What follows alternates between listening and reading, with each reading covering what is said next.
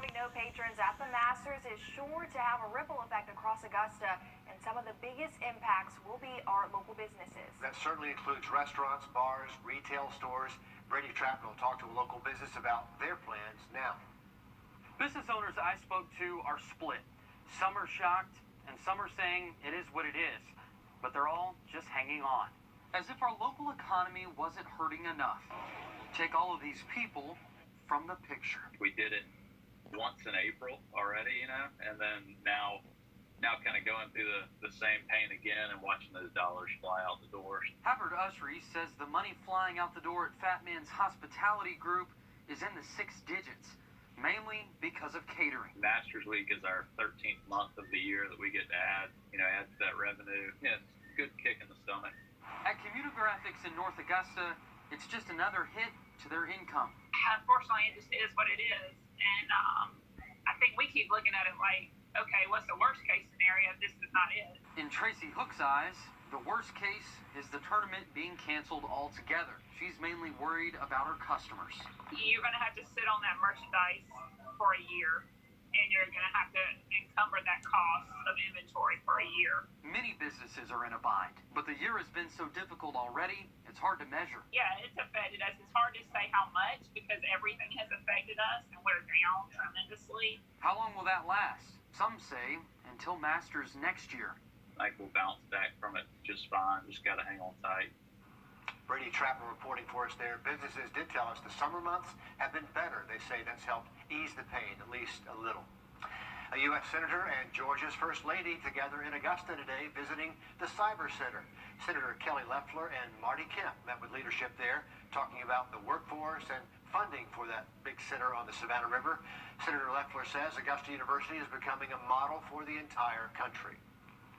It affects not just universities and our military, it affects people at home, in their everyday lives, small businesses. We have to learn how to cope with the new emerging threat of cyber criminals, and they're doing that. They're leading the way with it.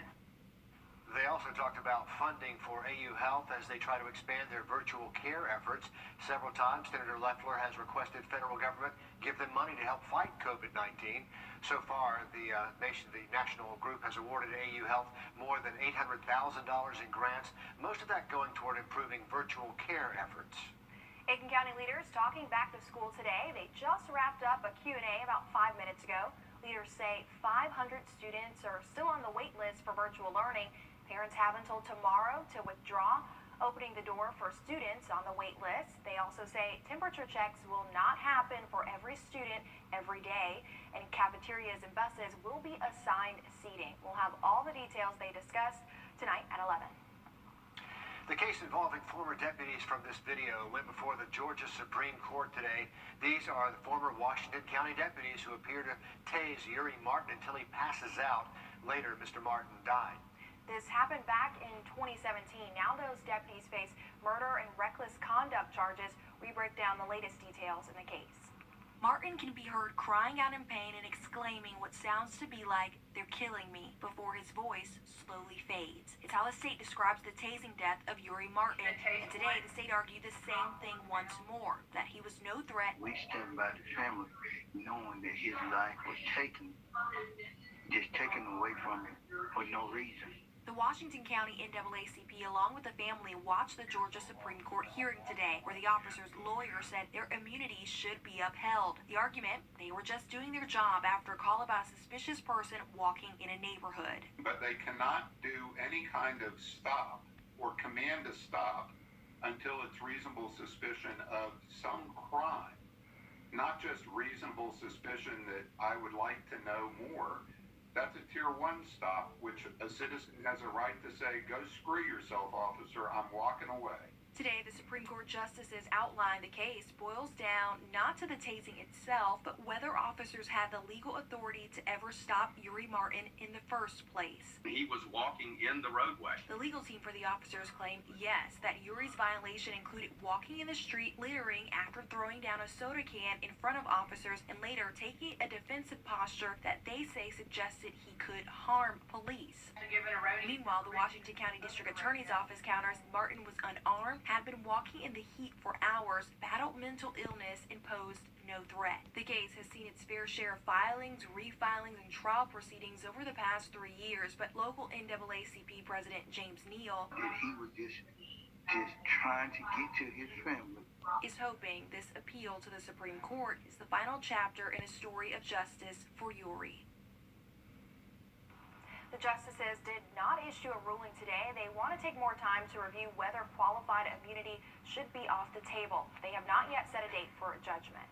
Also today, Augusta Mayor Hardy Davis and other city leaders helping hand out masks, hand sanitizer all around the city today. They stopped off at several different spots, giving out the 20,000 masks donated by Augusta National, along with hand sanitizer from a university hospital. They made multiple stops, including the Golden Harvest Food Bank, the Salvation Army, and Augusta's Emergency Management Department. And they handed out those masks today as the mayor's mask mandate for the city is still in effect, but some question if these mandates actually help.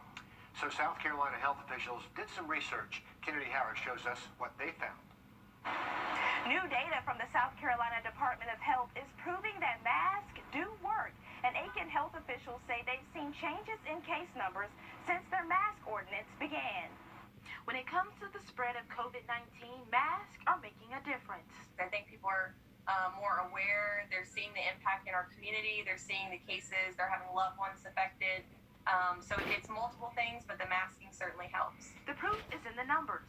According to South Carolina DHEC, locations in South Carolina where masks are required have seen overall a 15% drop in COVID-19 cases. In comparison, places with a mask ordinance have seen a 46% greater decrease in case numbers than those without. This includes Aiken. I would say that the overall numbers are starting to trend down, but our admitted COVID cases are about the same. But there is a lag time there. The mandate that took place with the mask ordinance, it does take time for that to impact our community. It takes time, but they've already seen declines in the number of positive cases since the mask mandate started on July 17th. Looking back at numbers, from July 1st to July 14th, Aiken Regional saw 148 new cases. From July 31st to today, they've seen 92 new cases. But she says people must stay diligent.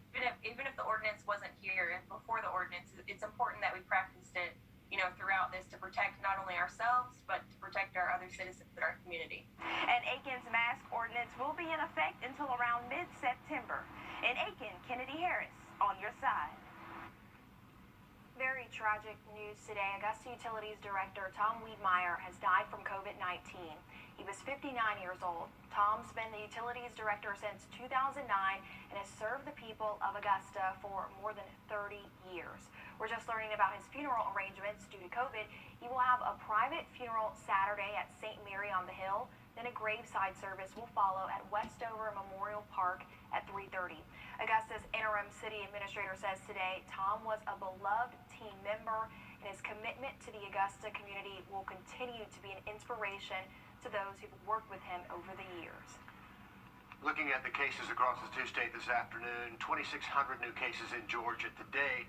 About 11% of people testing in the state have been positive. 83 more people have died.